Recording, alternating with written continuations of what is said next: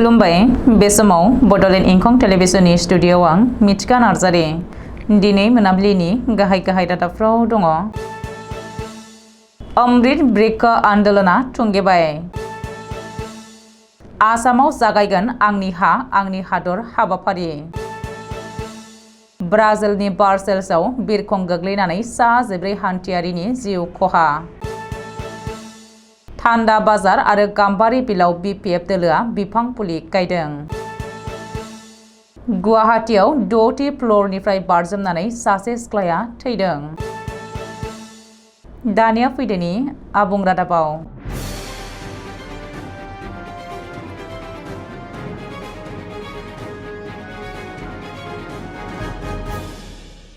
दिनै आसाम नाङैनो अमृत ब्रेक आन्दोलननि जोबथा हाबाफारि।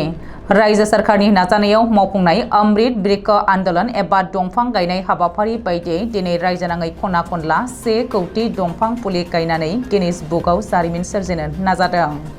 बे हाबाफारिखौ लोब्बा लानानै रायजो नाङै खना खनला जेरावबो दंफां गायनाय हाबाफारि लादों।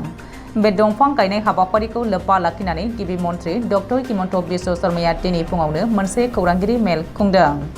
बे खौरांगिरि मेलाव गिबि मन्थ्रिया अमृत ब्रेक आन्दोलननि थांखि दंफां गायनाय आरो बेखौ जोथोनै लाखिनायनि सावगारि आपल'ड खालामनानै जारिमिन सोरजिनायनि बाथ्राखौ रोखायै बुंदों।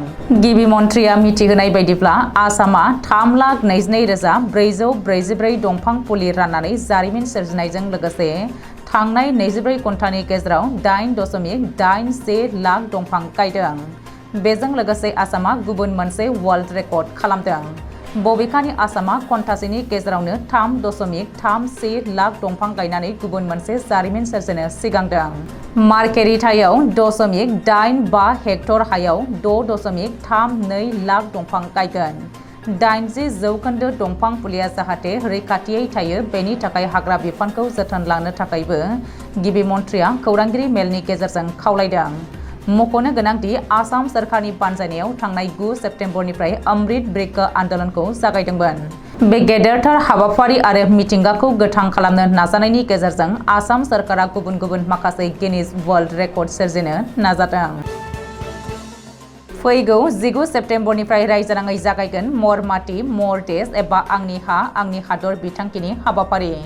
19 सेप्तेम्बर मंगलबारखालि रायजोनि गासैबो जिल्लायाव जिल्ला बेंगिरिया आंनि हा आंनि हादर हाबाफारिनि थाखाय उदां मेल खुंगोन। मख'नो गोनांदि आंनि हा आंनि हादर बिथांखिनि थाखाय अमृत काला जात्रानि थीम संबो फोसावनाय जाबाय।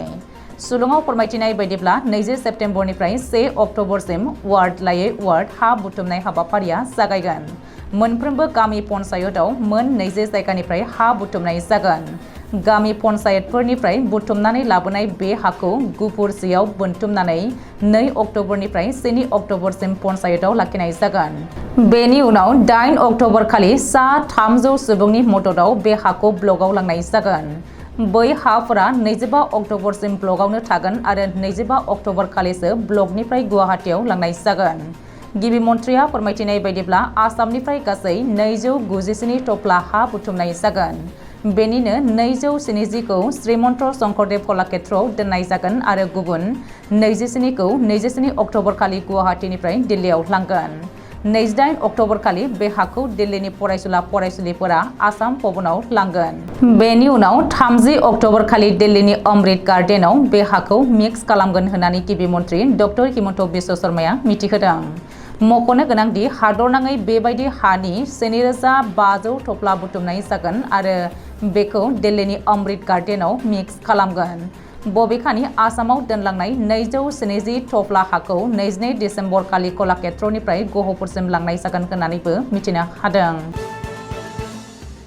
ब्राजिलनि एमाजन हाग्रा गुदु ओनसोलाव थानाय बार्सेल्स बिरखं गाथोनाव गंसे फिसा बिरखंआ लेन्डिं खालामनाय समाव रानवेखौ मोजाङै सिनाय हायैनि जाहोनाव हरखाबै जाब्रबथाय जादों। रानवेखौ नागारनानै बिरखंआ साखाथिनि गुदु हाग्रायाव गोग्लैहैदों। सनिबारनि बेलासि समाव बे जाथाया जादों। सा 12 हान्थियारि आरो 2 केबिन क्रिउखौ लानानै गासै सा 14 सुबुंनि जिउ खहा जादों। सुलुङाव फोरमायथिनाय बायदिब्ला थैनाय बे सा 14आ गासैबो ब्राजिलनि नोगोरारिमोन।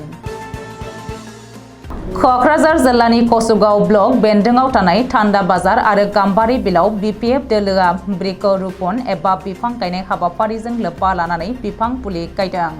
कसुगाव ब्लक कमिटि BPF दोलोनि बानजायनायाव MLA रबिराम नार्जारिया बिफां फुलिखौ गायजेननानै हाबाफारिखौ बेखेवनानै होदों। मख'नो गोनांदि आसाम सरकारा गासै 1 कौटि बिफां फुलि गायनायनि हाबाफारि लानानै दिनै 19 सेप्तेम्बर खालि थुंगेनाय हाबाफारि लादोंमोन। बे बिफां फुलि गायनाय हाबाफारियाव BPF दोलोनि अनगायैबो जायगानि गोबां रायजो राजाया बाहागो लादोंमोन। गुवाहाटी नोगोरमानि बामुनि मैदामाव थानाय सबनसेरी एपार्टमेन्टनि 6थि फ्ल'रनिफ्राय बारजुमनानै सासे सिख्लाया गावखौनो फोथैनानै लादों। अदेबानि थैनायनि जाहोनखौ रोखायै मिथिथ'नाय जायाखै। सनिबारनि मोनाबिलियाव गावखौनो फोथैनानै लानाय सिख्लानि मुंखौ थांसी के सांमा होननानै सिनायथिनो हादों। थांसी के सांमाया मेघालयनि थागिबि आरो गुवाहाटी बामुनि मैदामनि सबनसेरी एपार्टमेन्टनि मोनसे फ्लेटआव भारा थायोमोन होननानै पुलिसनि सुलुङाव फोरमायदों। दिनै मोनाबिलिनि रादाबा एसेनोसै। गोजोन्थों।